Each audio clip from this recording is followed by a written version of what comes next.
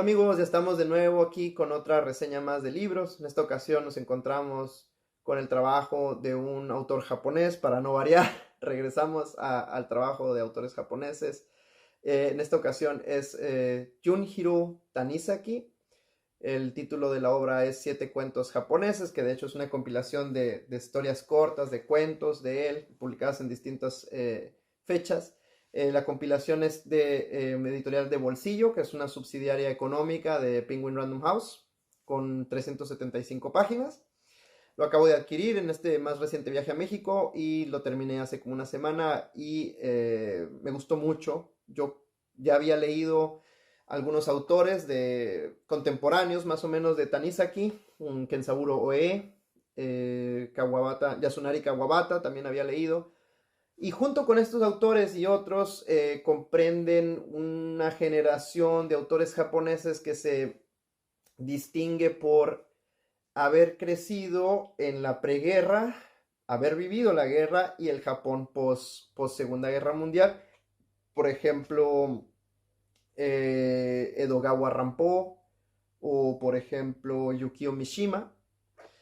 Todos ellos tienen en común esto, que fueron, digamos, creados o formados en la tradición literaria japonesa de antaño, o que venía extinguiéndose poco a poco con la occidentalización del Japón a partir del siglo XIX, de principios del siglo XIX, pero que alcanzan a vivir la modernidad, por así decirlo, y que no abrazan esa modernidad, sino que no necesariamente batallan contra esa modernidad, pero que advierten de los peligros de la modernidad occidental, por así decirlo, pero que a la vez se dan cuenta de que es algo inevitable y comprenden el proceso occidentalizador en Japón. Y esa literatura que nace, que crece, que se irriga de esa occidentalización, junto con la forma tradicional de escribir y de hacer literatura, es lo que hace a estos autores tan interesantes. En particular, Tanizaki eh, nos sigue ese hilo de relato de un Japón semifeudal de finales del siglo XIX, principios del XX, con temas que rayan hacia atrás en la historia hasta el periodo Edo, otros que van todavía un poquito más atrás del Japón feudal, de las guerras civiles. Y este libro me gusta porque tiene un poquito de cada etapa, hasta de lo más moderno de ya entrado el siglo XX. El libro tiene 7 cuentos. El primero de ellos es, creo que es de los relatos cortos de Tanizaki, quizá el más famoso, que se llama El tatuador, Shisei.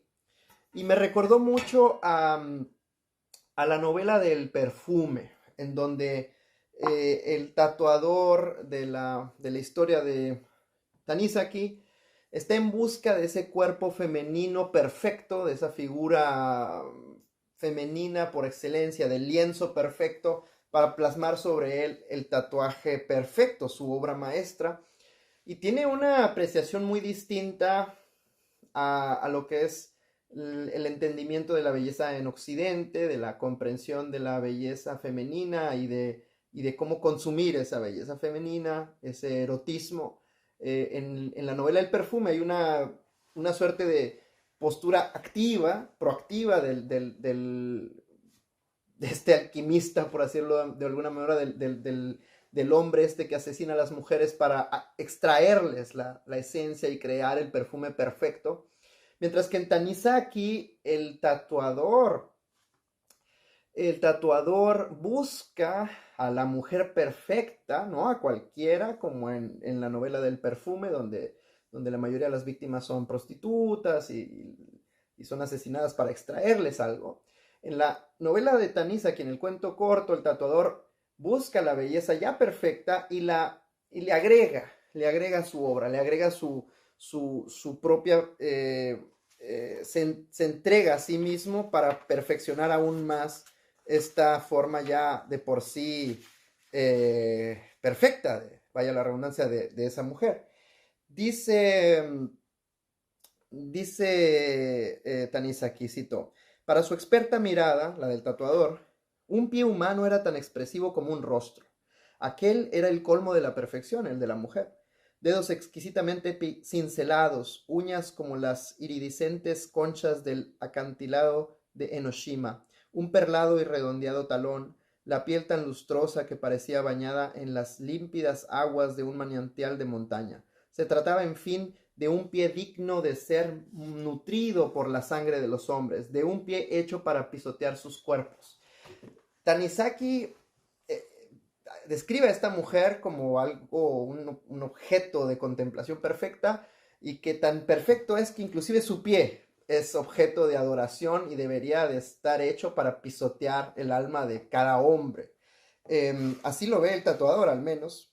Y a la hora de plasmar el tatuaje en la piel de esta mujer perfecta, nos dice Tanizaki, cito, sintió que su propio espíritu se disolvía en la tinta negra de polvo de carbón con la que manchaba la piel.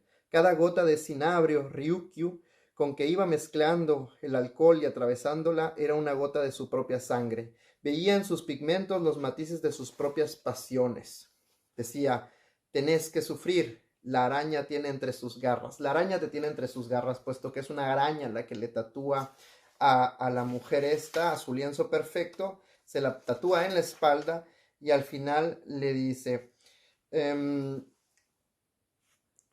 al final le dice, silenciosa la muchacha asintió y dejó resbalar el kimono de sus hombros. En ese preciso instante, su espalda, esplendorosamente tatuada, recibió un rayo de sol y la araña se coronó de llamas. Es cuando la chica le deja ver por única y última vez el trabajo que el tatuador había hecho bajo su espalda. Entonces aquí hay una aproximación distinta a la que tenemos en el relato occidental del perfume, donde la belleza de la mujer es consumida por el hombre, es, entre comillas, utilizada, en tanto que en Tanizaki es admirada y es perfeccionada por una adoración del ente masculino. Después de ahí viene el relato terror, que es sobre la ansiedad, básicamente, un ciudadano japonés, un hombre ya adulto, que tiene terror a subirse al tranvía.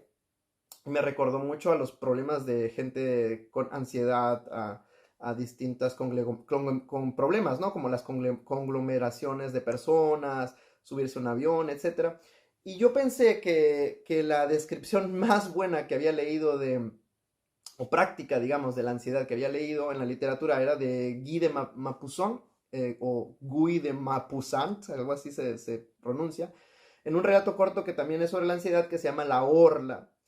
Y ahora que leí este terror de Tanizaki, me gustó más, inclusive, lo que nos dice sobre este ataque de terror o de miedo que quizá algunos de nosotros hemos experimentado, que es producto de la ansiedad.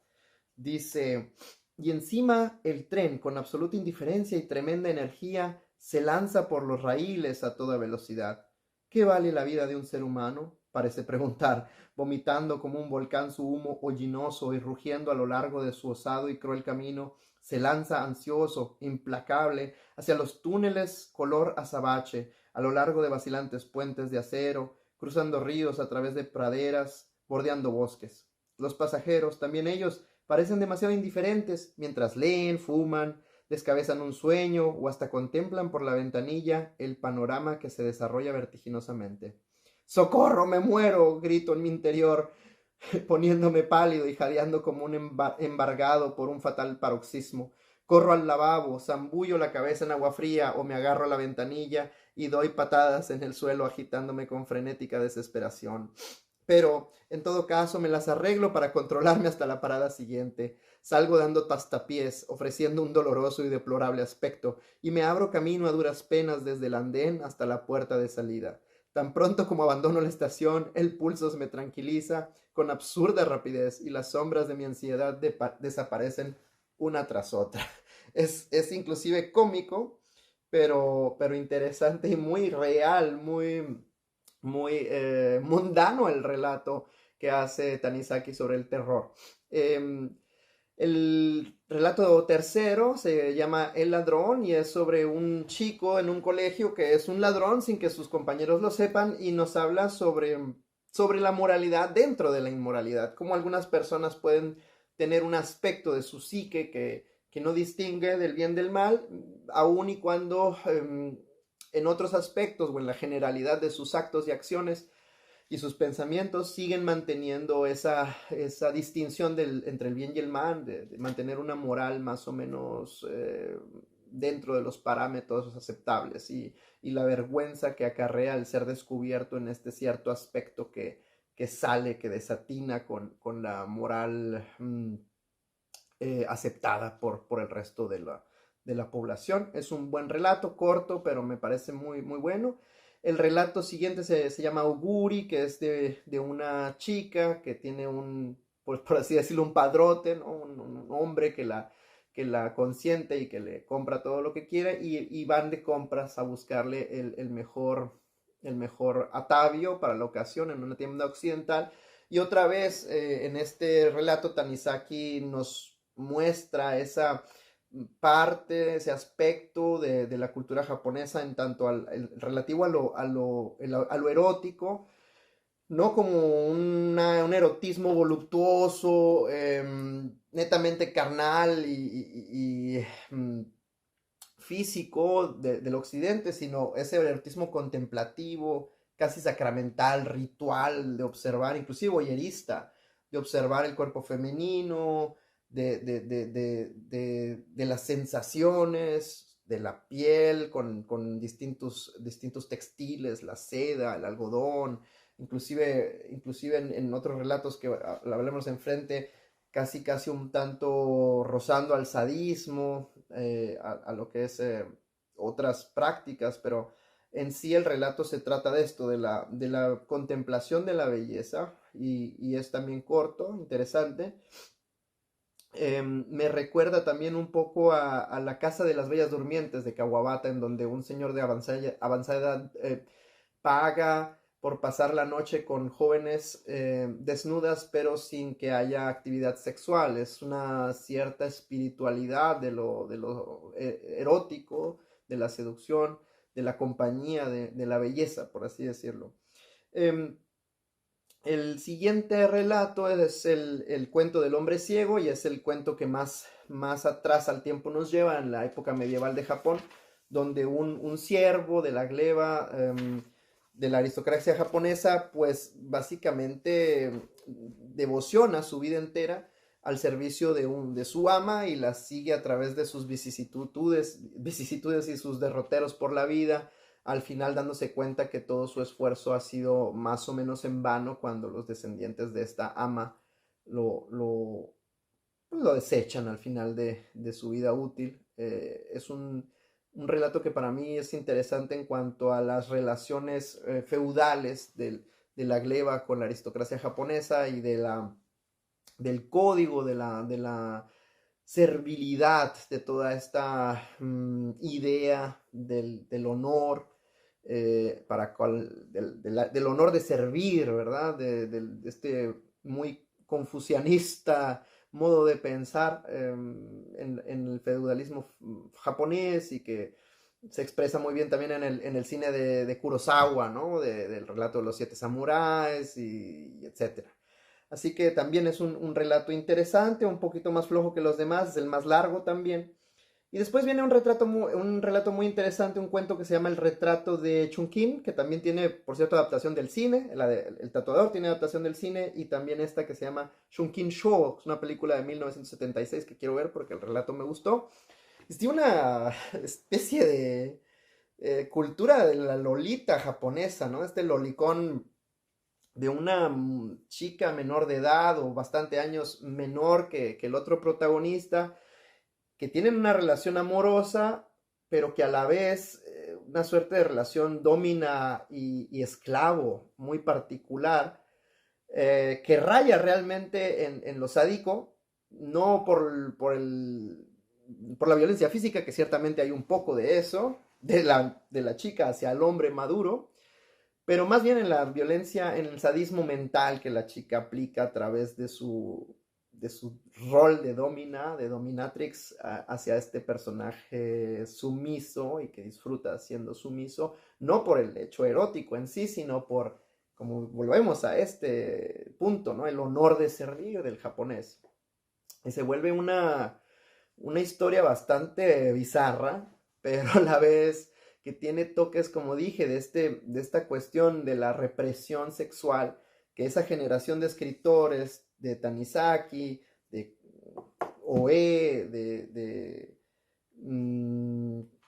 Kawabata, etcétera, experimentaron por haber sido criados en ese Japón tradicional, a pesar de vivir la posguerra.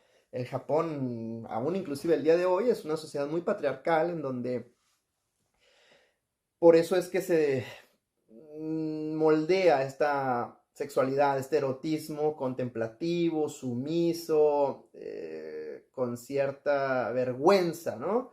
Y es por eso que se refleja también en su cultura pop, del voyerismo, inclusive el robo de prendas íntimas, y bueno, toda esa cultura que hasta inclusive en el manga y en el anime ha permeado, pero que tiene una base histórico real, y es esta cuestión de la represión, ¿no? Y inclusive de las leyes posteriores.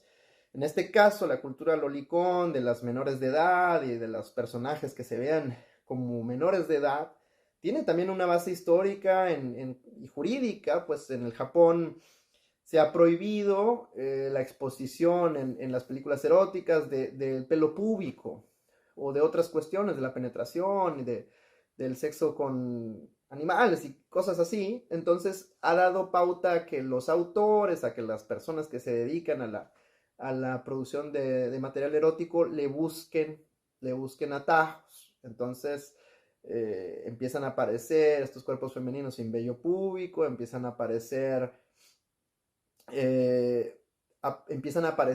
monstruos, tentáculos y otros elementos fálicos que no representan una penetración humana, que pueden eludir esa censura, y es por eso que se ha venido, digamos, yo no diría deformando, pero ha buscado su camino muy particular, la depictación del erotismo japonés, y que lo vemos también en la pintura tradicional ya desde muy antes. En ese sentido, ese relato es muy interesante, es muy potente, el final es genial, pero que a la vez tiene que ver con esa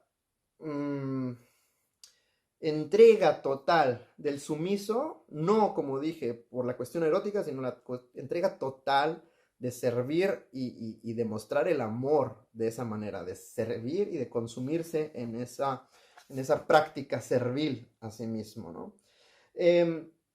En lo último, El Puente de los Sueños es sobre un padre que pierde a su esposa en un segundo matrimonio, busca una mujer que sea igual físicamente y sentimentalmente, no para él como para dicha de él, sino para sustituir a la madre de su hijo, y que para que su hijo tenga a la misma madre que el padre perdió con el fallecimiento de su ex esposa.